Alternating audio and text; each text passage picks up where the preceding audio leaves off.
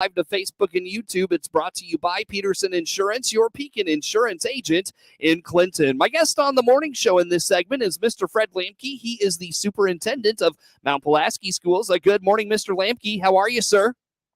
We're doing great, Seth. Good morning. Thanks for talking with us as always. Good to have you. And Mr. Lamkey, let's dive into, of course, we haven't had a chance to catch up since all of the changes with masking in Illinois schools have taken place. So how are things going in your district? What's the vibe like here lately? The vibe is like 2019, Seth. It's like we went back in time. Once the court made this decision back in the beginning of February, it seems like most of our troubles just kind of faded away. Our students still have the option of wearing masks if they choose to, but right now it's a very, very low percentage. And same with our staff. But the controversy of it's gone. We've just kind of picked up with everyday life, and we're moving forward again and making school decisions instead of worrying about masks and mandates. Yeah, for sure. Do you feel like the attitudes of the kids are different? The maybe a little extra pep in the step. What do you see in that's different there? There's no doubt there was a rebound and an effect of seeing people's faces. There without a doubt. But I honestly feel like during the entire pandemic, we didn't lose a lot from our students. They did such a great job, and our teachers, in keeping morale up and working hard and doing what they needed to do. But without a doubt, seeing smiling faces. I mean, honestly, after a year and a half of that, there were some smiles you forgot what they looked like, and it did. It was a boost to our morale without a doubt. But I was real proud of how our district handled it all the way through. Sure. Well, tell me a little bit about, going back to those early days when the Sangamon County judge ruled in favor of Illinois parents. And if I'm not mistaken, Mount Pulaski was a part of that lawsuit. I think Tom DeVore led that. And so that kind of directly impacted your school district. But how did you handle that? And then your reactions to the appellate court decision and the JCAR decision. Just kind of walk us through that it felt like a real quick time frame, and it felt like it was forever ago. But how about those things, Mr. Lamkey? Yeah, we were a part of the lawsuit. We had, I believe, 2 families in our district that jumped on the case with Mr. DeVore. And from my perspective, in everything that went through, they did exactly what you should do. They went to the course of legal action to try and get this to change. And that's the way change happens. I don't have a bit of problem with what they did, because they're doing what they felt was right for the family and our community. And as that lawsuit went through, we really had very little action in it, because we put ourselves in a group that was represented by our property casualty insurance company, and we would get updates, but it didn't really have a large effect on us day to day from that perspective. We were still dealing with mask mandates and questions and concerns and those things back and forth. We did reach a point in January where our board took a step, and they relieved teachers of the responsibility of enforcing masks. Basically, they wanted them to focus on instruction and education. And that created some, there's some people on both sides of that didn't like losing the control of that, but others who appreciated the fact they didn't have to worry about it anymore. So the month of January, we were in effect trying to do some different things and have some local control. Now, when the corner turned the 1st of February with the decision coming down from the courts, it was kind of odd, but it's almost like all of our trouble just kind of went away. We didn't have conflicts in the community anymore. We weren't dealing with problems in the school. And slowly through February, the masks just started falling off. I think people were a little apprehensive at first in some cases. But as we stand today here in the middle of March, just a handful of teachers and students that still wear masks, and they're fully respected. They don't have any problems. They're not. That's their right to choose to do so. So it feels like it's 2019. Very good. Very good. Well, Mr. Lamkey, as it relates to, the mask being lifted and those sorts of things, one thing that I'm kind of curious about, and I know I let you know that I had Mr. Nettles, our superintendent here in Clinton, on, and briefly we were able to have this conversation. And one thing that he said that really kind of stood out to me, we were talking about the concept of mandates from the state of Illinois, and COVID aside, mandates from the state are nothing new for administrators like yourself and your peers all over the state. You deal with a lot of over-the-top things that some make sense, some don't make sense. The ones that make sense, maybe they're not funded, maybe they're difficult to implement because of time restrictions or staffing restrictions, a lot of different variables. A lot of things come in from the state of Illinois. These types of things are nothing new. I think a lot of people are kind of waking up to that. I think COVID and the mandates through COVID have really given people a glimpse into how the state of Illinois has handled education for a decade plus in the state. But one thing I want to know from your perspective, and Mr. Nettles kind of alluded to this as well. I mentioned, he said when mandates come down, normally superintendents just kind of, maybe they say something to one or two people and there's not much of a pushback and those sorts of things. But he said, there's going to be more pushback from now on when things come down that either don't make sense, they're not funded, things of that nature. A couple of questions in regards to that. From your perspective, Mr. Lamkey, how do you go about, what is your thought on how to deal with burdensome mandates, things that come down that don't make sense? How do you, and to keep local control in place and never have it go away like it did the last couple of years? How do you fight for that? Well, I think it's interesting, Seth, and if you go back in time, school districts until the pandemic were really kind of islands. We all knew each other were operating. We share information. We talk together, but we never really had a reason to band together to work, as a group, as a collaborative group. And so when mandates would come down and you say some of them are funded or not funded, none of them are ever funded. They give us the same amount of money every year. And they add more burden onto the district. And you said it perfectly. Some of them make a lot of sense. Some of them don't. Some of them make sense in Chicago. Some of them don't make sense in Southern Illinois. But we all are still held with the responsibility of doing it. But as superintendents in school districts, we were just kind of forced to take our medicine because we didn't feel like we had any recourse. There wasn't any way, we weren't organized enough to be able to push back on these things. But during this, especially with groups of superintendents around the state, had to come together during this to try and stand up for the rights during the mandate of making local decisions for our school districts, where traditionally we did that independently.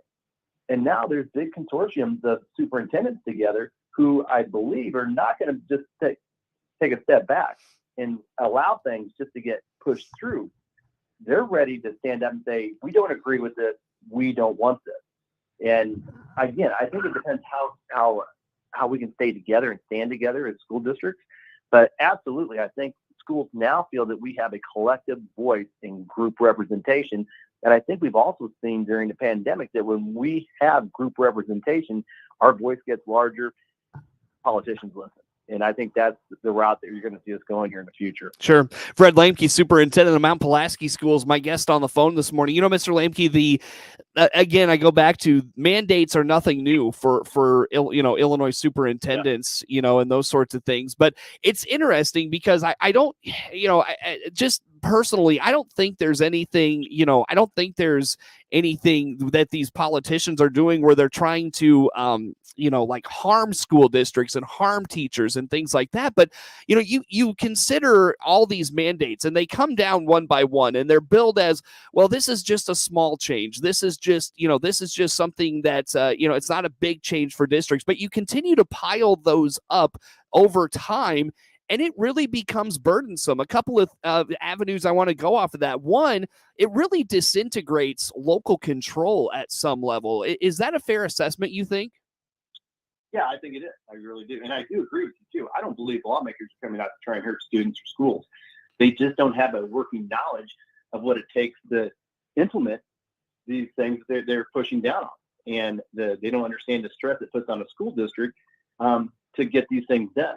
And I think it's that factor. That's what we're missing, is that conduit between education and our legislature to understand what is possible and what is not. And that's one thing I know during the mandate we've been pushing for, to have better communications with the state board and the people that represent us.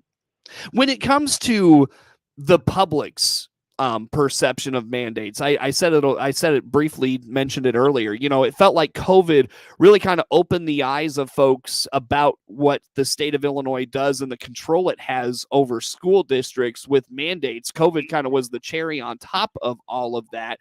How do you feel about, perhaps the public's eyes being open to this isn't new for you and your peers? These are things that you've had to deal with over the years. There's pages and pages and pages of mandates you all have to go by on a not just a school year basis, a daily basis. How about where the public is maybe starting to see that this is nothing new for you all and this is something you deal with, and maybe now they push back a little bit on saying, hey, we know what's best for us, let us decide how to move forward. How do you feel about that? Yeah, I think it's like anything else. It's something that the public is taking for granted because the schools are always there and we will always teach your kids. Our doors will always be open and we will take care of those things. And then during the pandemic, that wasn't the case. And I think people came to realize that, wow, what the school districts are doing for us and how difficult this job is. When parents had to start teaching kids at home remotely, it really opened the eyes of people. And it's not that they don't appreciate it, but it's like anything else in the world. Once we've gotten used to it, we take it for granted. And I do agree, Seth, that now parents are seeing that, and they don't like the fact that we lost control, that we couldn't make decisions to have our doors open in our school districts. And I do think that's going to garner a little more support for our schools and in the future, maybe even having more local control when it comes down to mandate. Yeah, I was going to say, it's done more than, for parents, probably done more than just open their eyes. I mean, it's created a level of activism, perhaps. But Mr. Lamkey, I guess in the meantime, anything on all of that I haven't touched on, you want to put out there? Anything you wanted to say that you didn't get to? No, I think anytime that we can get educators together to make decisions that are best for our kids and that even educate our government officials on what we can and what we can't do, what we should, what we shouldn't do. Collectively, I think we can give them a good representation of what's best for our kids across the state and allowing us to make those decisions locally as well. So, no, Seth, I think that about covers. Fred Lamkey, Superintendent of Mount Pulaski Schools, my guest on the phone here for this morning, and we'll talk more with him coming up on the morning show, streaming live to Facebook and YouTube. It's brought to you by Peterson Insurance, your Pekin Insurance agent in Clinton. More to come on the morning show.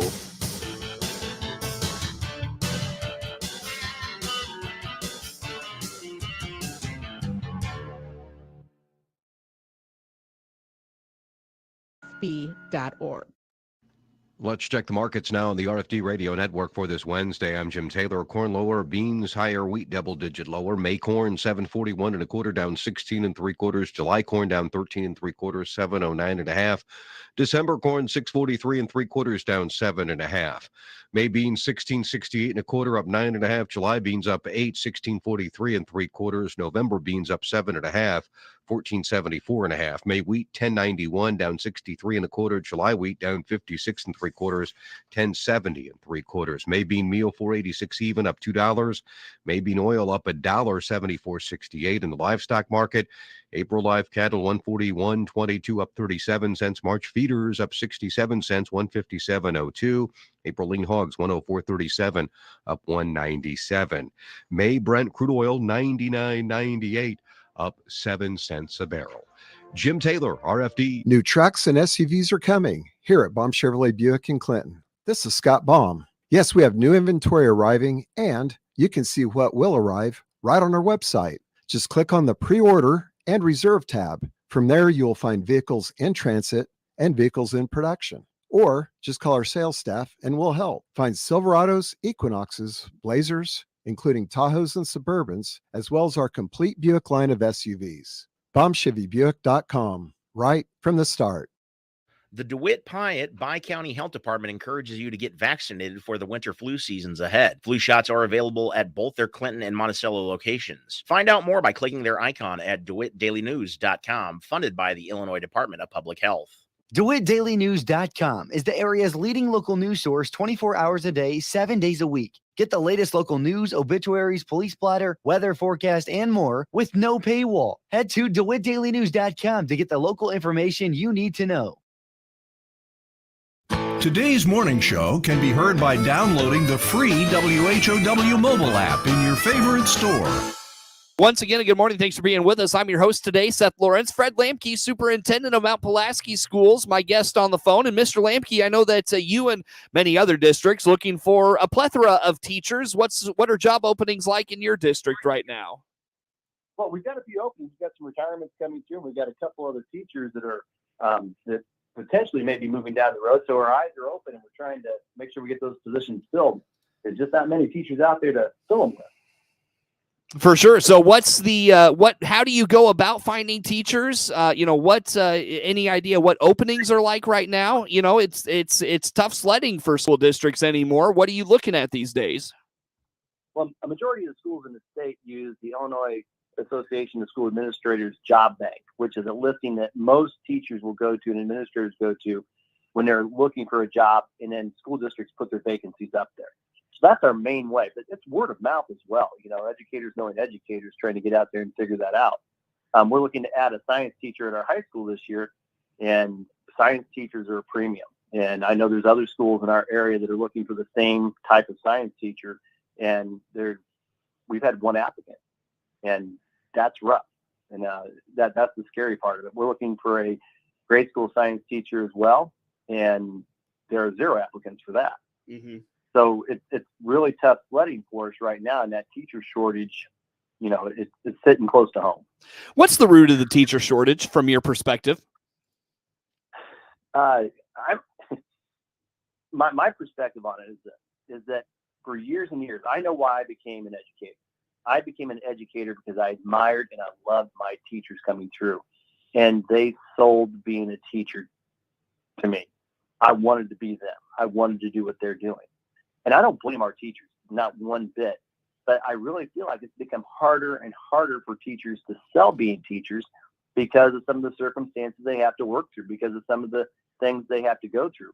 And it's just, as you're talking about losing retirement benefits, as you talk about, wage earnings being down, it's tough for teachers to really look at their brightest students and say, hey, you should go to school and be a teacher because we need you. When, there's so many other things they could possibly do to be more successful. So again, I don't think it's a strategy by teachers. I just think it's just the overall climate that makes it hard for you to be really enthusiastic about encouraging others to go into it. Mm-hmm. I had 2 daughters that are now 25 and 22, and neither one went to education. That's a little odd. Usually 1 out of 2 will at least do something with education when you're in an education family, and neither one ever considered it. And I think it's just kind of a sign of the time. How do you fix it? I think, again, we got to start selling within. And I've talked to our teachers about that, hey, you got to encourage kids to teach. It's a noble profession. It's a good profession. And because teaching may not look really appetizing right now, it's in 2022, in 2026, it's going to look different. In 2032, it's going to look completely different. So you got to play for the long game, knowing that, everything ebbs and flows, and that teaching is going to be a good profession. It's going to get the support it needs because it's one of the most important professions out there. We're shaping our world of tomorrow. And I think that's where it's going to start coming from. I think, Dr. Scott Dewar from Nokomis has started a program where he's getting into high schools and getting students some credit for teaching instruction classes, trying to lure more teachers, more students into the profession. Mm-hmm. And you're seeing more and more things like that come about. Do you think there's a piece or a component of it that's financial, like teachers don't make enough, they're not compensated well enough? Is that at all a part of it, you think? Yeah, and I think people look at it and they say, you make a pretty decent salary, but you only work 9 months a year. But that's not true either. Teachers work all year long. Do they have more free time in the summer? Yes. But between going to school, doing professional development, and then they don't quit working at 3 o'clock every day. They work beyond that. So I think it is a point of getting those salaries up to a level where it is considered a profession and it is dignified to have these jobs, and you can get the things that you need in life. And I think we're approaching that. Salaries are much better now than they were 5 years ago, but I still think there's some work to do with that. How about the notion, Mr. Lamkey, and this is just my, kind of something I think at least, teachers are under the microscope so much, from a, in terms of just all the things they have to do from a reporting and clerical type of stuff, to pressure from parents, even disrespect from students. I'm sure you don't see a lot of that in your district. I'm sure a lot of districts around here don't see that, but I mean, teachers are, it just feels like the respect for teachers is not what it once was, be it again from the student or the family atmosphere. How about that? Do you think there's any component of that to this? Absolutely. And we'll go back to the mandate conversation that every time, that rolls downhill, every time they tell schools you have to do more, they're telling teachers you have to do more. You have to learn more. Right now they're coming up with legislation saying you have to put your entire curriculum online. Well, that's not how education works. I mean, it's very difficult to do that, especially from district to district. But there's also the component of, dealing with families, dealing with parents. There's some issues of entitlement from time to time that are out there that really make it difficult for teachers to maintain that structure and control they need. And it does become tiresome for them to work with. But I'll go backwards on that, especially, when I'm talking about my community and working other places. The majority of people, the parents and students that we work with, the large majority, 95 to 100 to 98%, they do what they're supposed to do. There's conflicts of interest from time to time, but honestly, a lot of times teachers tend to focus on that 2 to 5% that really put stress on their lives, and that makes it difficult. Mr. Lamkey, always good to talk to you. Thanks so much for taking time with us. Fred Lamkey, Superintendent of Mount Pulaski Schools, my guest on the phone. Now, the morning show streams to Facebook and YouTube. It's brought to you by Peterson Insurance, your Pekin Insurance agent in Clinton. Network news on the way on the WHOW Morning Show. The Big 1520 WHOW Clinton, 92.3 FM.